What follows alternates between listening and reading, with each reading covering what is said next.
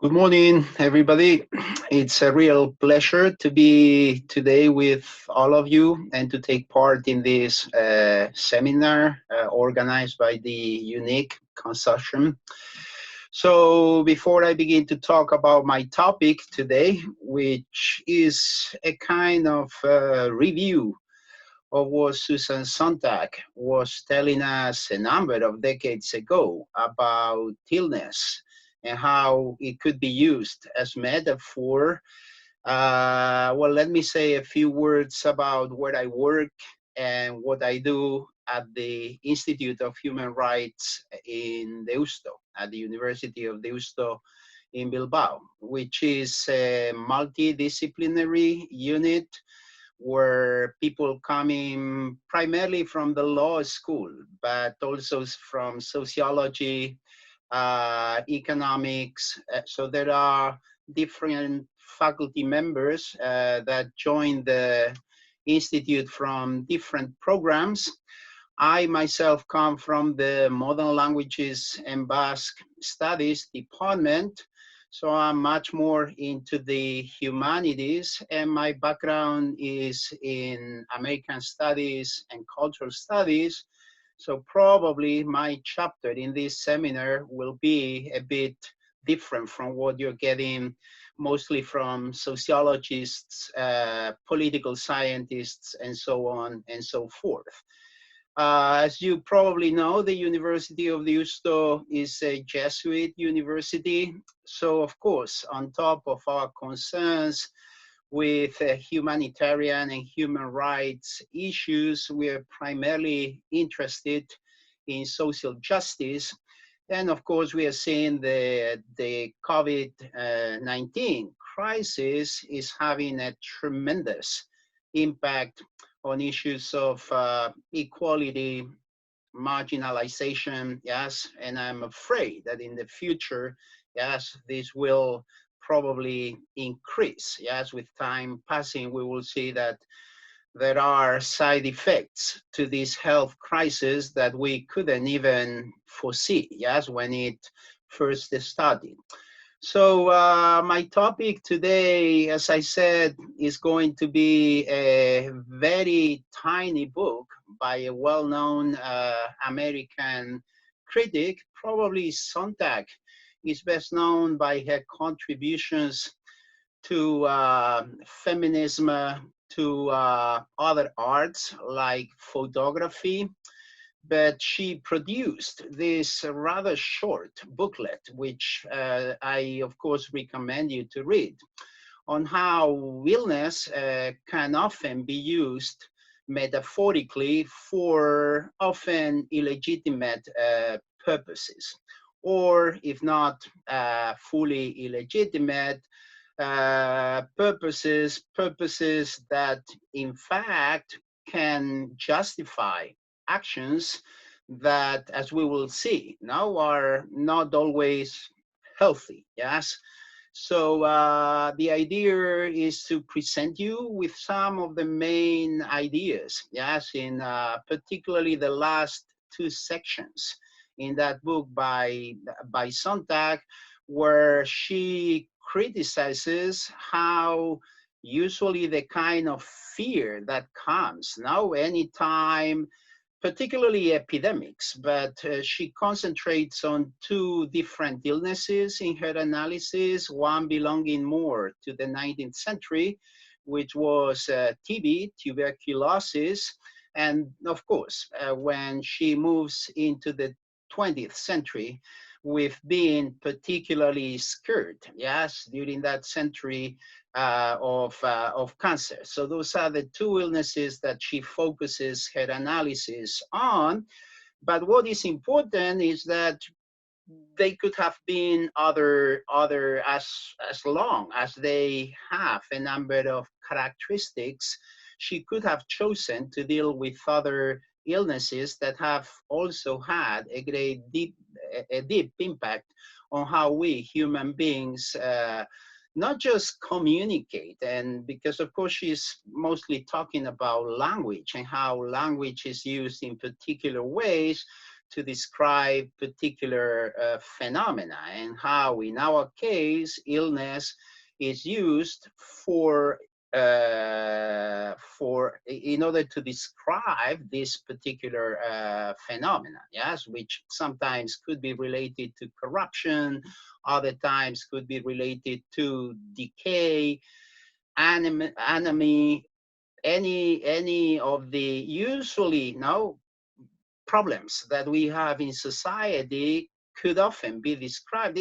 We will see that one of the most characteristic metaphors now are military. When we and you've probably seen in your own countries references to the epidemic as a kind of war, yes, that we have to fight, that we have to survive. So many of the uses, yes, of metaphor will be related, in fact, to the military, but there are others. Okay, so let me begin by saying that illnesses are often associated to notions of what is penalizing or punitive, yes. So it is as if society, and particularly with this pandemic, now that we are suffering now, one first thing that is a thing general to most countries is that it is perceived as something now that in a way we have contributed to, because it could be experiments on animals, it could be the kind of food that we eat now. And this was the case also with cancer and some other illnesses. Now that they become some sort of enemy, but there has been a kind of behavior among humans that may have driven, yes, us to this situation where we have to fight now in order to reverse certain processes that we ourselves have been in a way promoting, yes. Now, Sontag's main thesis is that illnesses often become loaded, as I have said, with all kinds of moralistic meanings, yes? And this is when things become problematical. And they become more problematical the less we know about the origin and where these illnesses come from, yes? And in the case of COVID-19, you're probably aware of all those conspiracies, theories. Now, conspiracy theories that have grown around how it originated in China and how then it spread to other parts of the world. So any illness whose origin or whose causes remain a bit mysterious are more likely to be transformed into this type of metaphors, precisely because they arouse now a great deal of fear among most of us. Yes, when you are able to determine not only the origin, but what is it that you could use to control, yes, these illnesses, then the whole thing can be somehow domesticated, and you can understand, and you can, as I said, even combat it using the right type of tools. Now, if that's not the case, then the whole thing becomes more tricky. And Susan Sontag affirms that these illnesses can be imposed on other things, and this might be from political regimes to particular groups. We're all aware now, because now we know that the epidemic now originated in China. Now we know that's at least here in Spain. Now the Orient, not just Chinese people, but Orientals in general, were targeted as a group that in a way had transported now the illness to us, and therefore they weren't allowed into certain stores, or they were even insulted on the street. Yes, so in a way, illnesses are transformed into something that could be used to tag certain groups and to exclude them from certain things, or as I said, to stigmatize them and accuse them of certain, even if, of course, we know that a majority of Orientals living in our parts of the globe had little to do with the origin of the illness. So there is this tendency to transfer, yes, those, once an illness has been transformed into a metaphor, there is the tendency to transfer negative meanings, yes, of that particular illness to particular groups or even individuals now who are identified for one reason or another. And of course, Susan Sontag is very aware of, she is a cultural critic, but she knows so much about human history and human history in different parts of the planet. And of course, she took in most of her books an interest in Jews and how for different reasons and at different historical junctures they were targeted now, and sometimes in fact they were conceptualized, they were conceived as a kind of social illness. Yeah, so in the case it is very evident that she refers, now she quotes different authors from of course World War II and the Nazi regime is a source of a lot of examples for her where the Jews were thought as a kind of social disease, and that was primarily the reason why they needed to get rid of. But this wasn't neither the first time, yes, nor the only occasion when that happened to Jews in history. Yeah, so she uses this particular ethnic group to illustrate some of the ideas that she wants to pass on to her readers. Okay, so I think what makes, yes, this metaphor so powerful, and if we think of our current crisis, this becomes very clear, is that sometimes they're thought, and this is true about cancer, because we do not know the origin, yes, of certain illnesses, we tend to think of them as being multi-determined. No, and that makes them even more useful, inverted commas. No, and I said in an often negative way, more useful in the sense that you can say that what is behind this new pandemic is how we've been treating the environment, or how we've been dealing with animal life, or the kind of experiments that we've been doing in medicine. So the fact that the origin remains rather hazy and unclear, and that, of course, as yet, we do not have a treatment now to control it, makes now these metaphors more easily usable when you want to explain certain things happening around the globe. Okay, we could say that most of these illnesses in the past, now she refers to syphilis, she refers to, as I said, to consumption, tuberculosis, and primarily to cancer. No?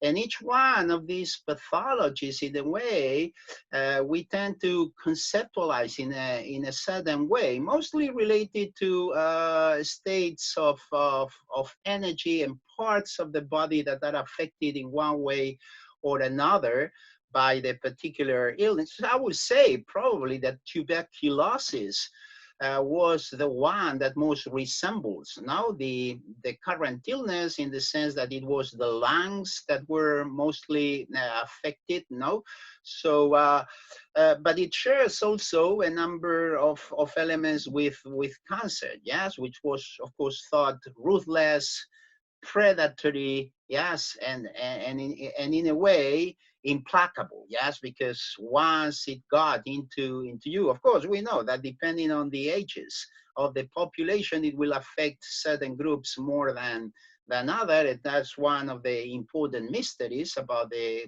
and what is making, in fact, some segments of the population more vulnerable. Yeah, so very often the vocabulary used with this type of metaphors is closely related to the even to the emotional economies. Now, at least we, in the case of tuberculosis and in the case of cancer, how those emotional economies in the individual were affected now by the illness and the kind of consequences that it had. Now, in the current crisis, I think it is very interesting now that because it is the lungs that are affected, as I said, often comments related to how we are destroying the planet. Now the degrees of contamination that the air is getting, well, the air, the water, the land, almost everything. Yes. So sometimes, in terms of trying to find no explanatory reasons, yes, for what is happening to us, there are these different theories now that would be related, as I said, human experiments, the environment at times. Okay, so and of course we're in a way it's a kind of payback, it's a kind of revenge that we could think nature or no, even you could think that the way the world is becoming now bipolar in a different way. Now it used to be the United States versus the Soviet Union, and now it's China versus, so those conspiracy theories that I referred to before sometimes would also try to explain now the causes or the reason for the pandemic on that particular political basis. Yes, so there is the emotional states or emotional energies explanation. There is the more political one. Okay, sometimes the economy comes into the picture as well, because we know that what anteceded, in fact, this current crisis was this intense competition for power now between China and the US. So there might be something behind that, behind the scenes, that in fact we don't know much about, that would be able to explain. So it's that, again, we go back to the idea now that there is something unknown, something mysterious. Yes, what is clear is, and this became very evident in the last 2 or 3 weeks in the case of Spain, when our Prime Minister, Pedro Sanchez, but also other politicians, and not just politicians, but also people in the medical profession who were trying to tell us how we needed to behave in order to control the thing. Again, it was very apparent that they were using the language of warfare. We were involved in a kind of fight against this force that we had known very little about before, but now was preying on us. Now, this, so the same as with cancer, now the terminology that they used was very much related to invasiveness, no, a colonizing, no, force that is invading us and weakening our defenses, and we need to crusade in a way against those forces. So the vocabulary used is resembles very much that of the military and warfare. Now, what Sontag would say to these military metaphors, in fact, is that that often they're used in order to justify, yes, movements by the political body or even by the medical profession that if they didn't have that type, or if they didn't use that type of language or vocabulary, would seem fairly unjustifiable. Yes? So in the case of most countries facing this kind of cosmic enemy, uh, allowed governments to take measures, and we're seeing now that in Germany, in the US, more and more, we find collectivities now trying to fight against the type of what they would call repressive elements now in the type of measures that were being taken. Yes, I would say that most of them had their own reasons and rationales to take those steps, but presenting the illness in these terms as an enemy, no, that is trying to hurt you, no, as a force that is waging war on your society, is used as an argument to establish measures that, and not only that, but also to segregate against certain groups, because we know, or at least here, they've established 5 different phases in this de-escalating process.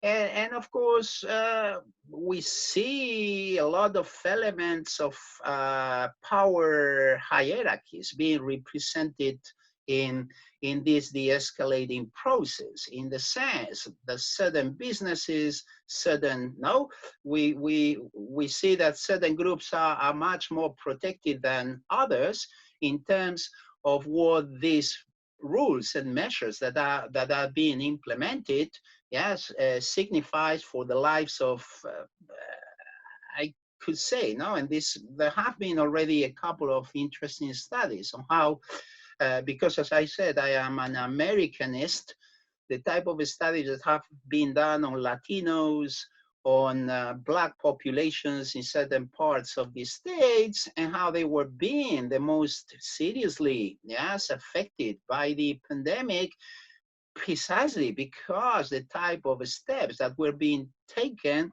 were not oriented to protect so much these groups. And I think in the case of the States, maybe the racial issue becomes more prominent, but I think you could say very much the same thing about the type of things that we see happening in Europe, but regarding social class. So here, in the case of the Basque Country and Spain, we could say that domestic work did not fall into the kind of categories that, or it was much harder for the men or the women working, helping you at home, to formalize their situation so that they would be protected with the kind of against the kind of consequences that the pandemic was going to have on most professions. But they again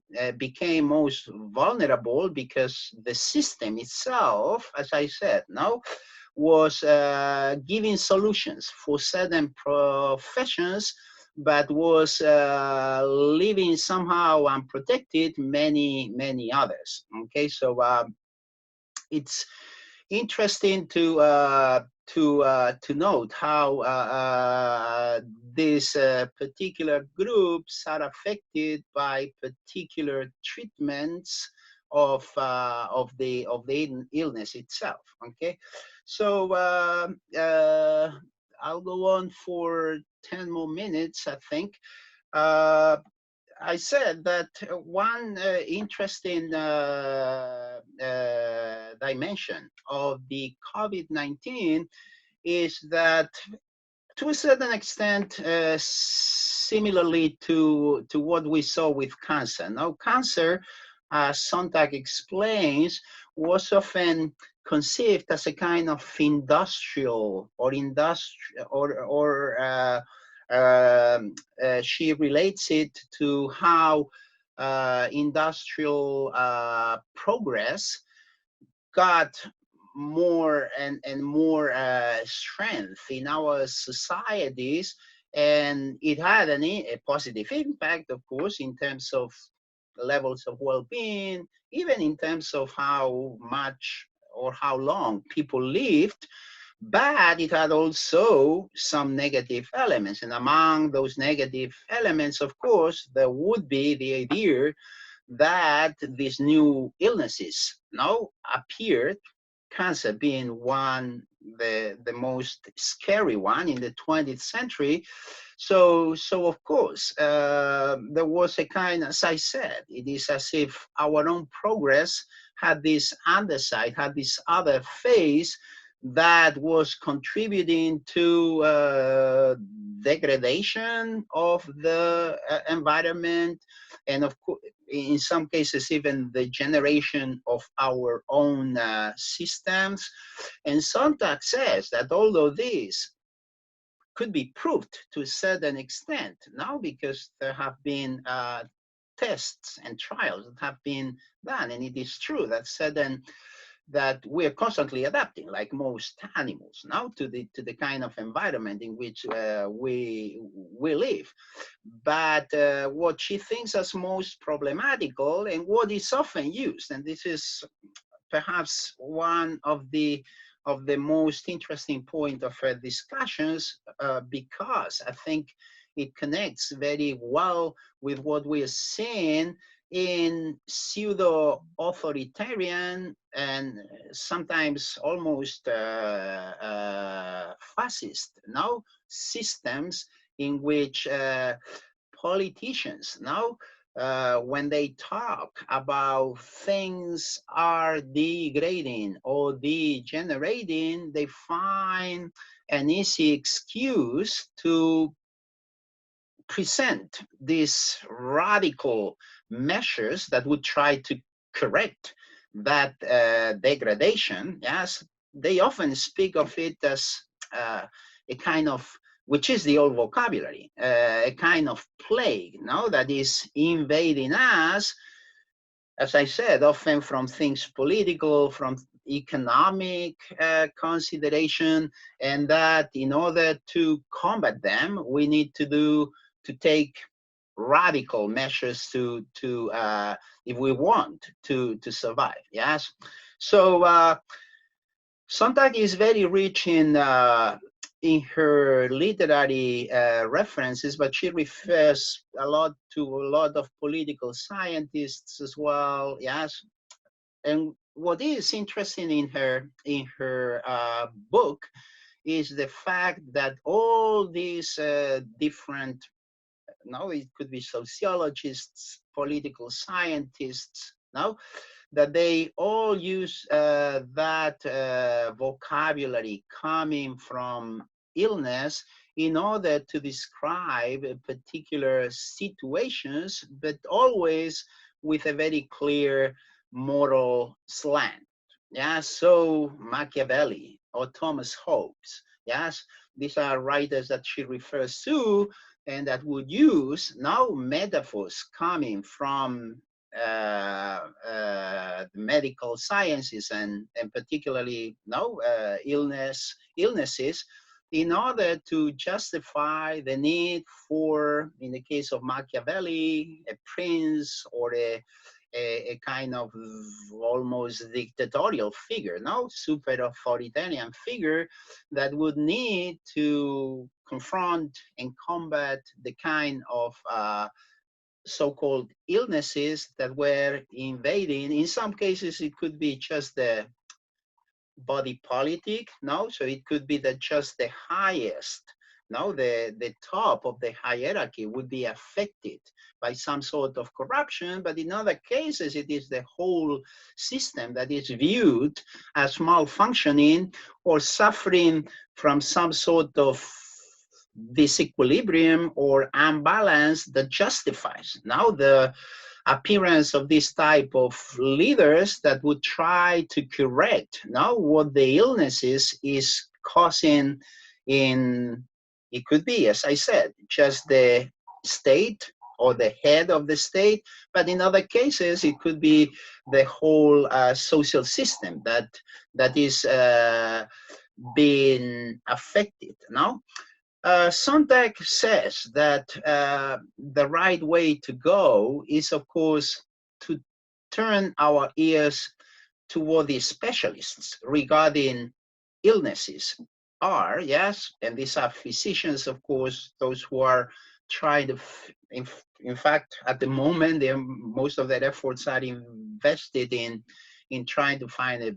vaccine, of course, but she makes a kind of opposition between what our heart tells us, our spontaneous reaction to the illnesses is, no, what our more instinctive nature would tell us about those illnesses, and then there is the scientific approach, no?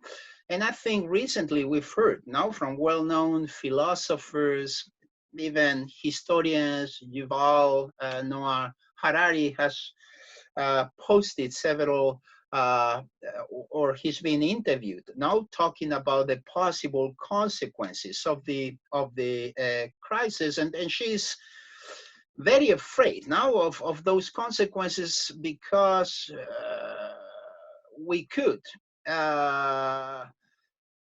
turn to those leaders who are trying to convince us now that we need strong and almost authoritarian, yes, leadership in order to come out of the crisis. Or the other answer is to become, and he's doubtful that this is happening, I mean Harari, that we are, that solidarity is prevailing, that the different, not only in Europe, yes, but worldwide, that you do not see, and this is very clearly seen in how Trump has been talking about the World Organization, the Health World Organization, yes, and how he's been taking some of the funding that he was giving to that organization. So again, do we follow our reason? Do we follow our head rather than our instincts and heart now?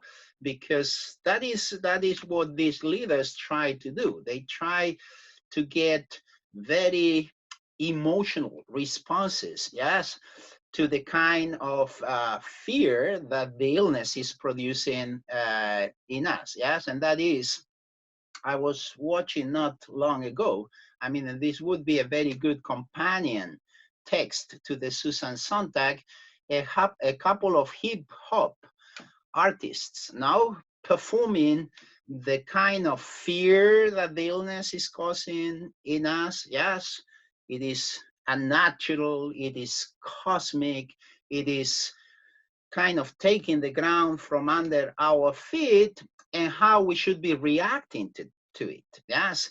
And the answers that they give, very much like Sontag, is we need to cooperate.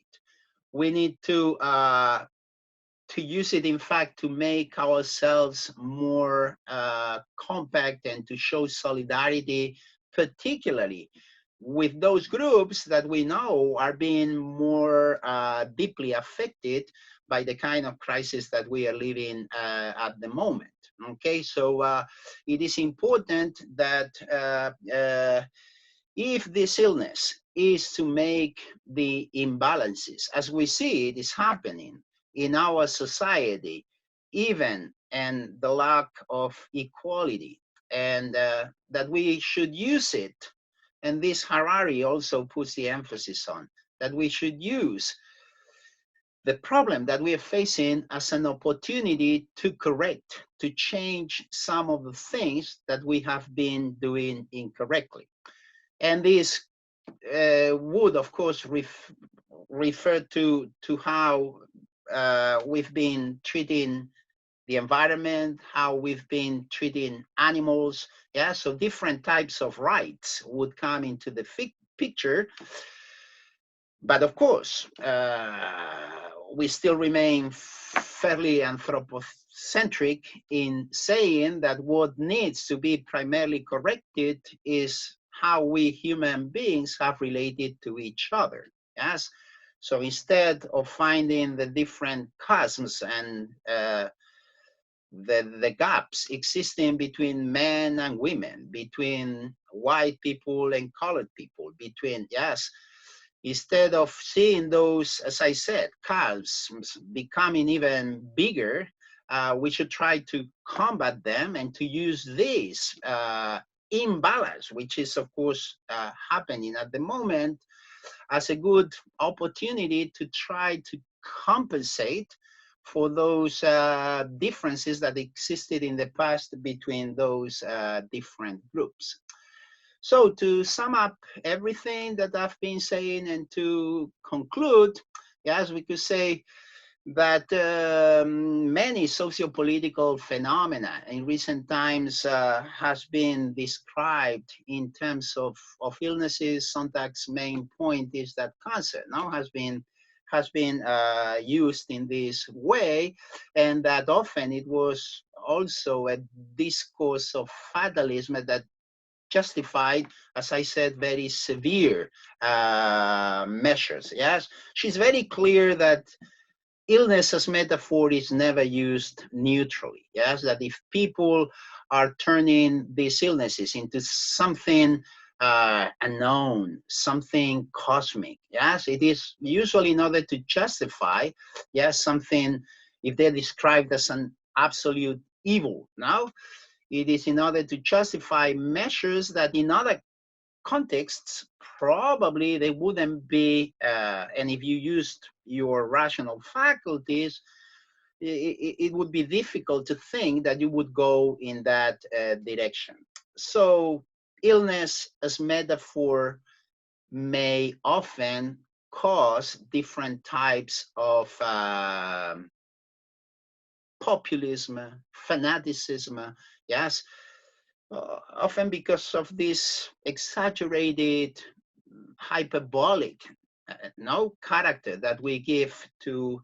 So Sontag's final recommendation is to demythicize, yes, this type of illnesses. We know that they are tremendous, that they are causing a lot of deaths and pain in families, but at the same time, we need to look at them. No, we need to bring a sense of reality, yes, to them, and try to see, of course, what the solutions might be to the crisis, but also not to let others inflate now their reality in such a way that certain things become justifiable that would not be justifiable in any other context.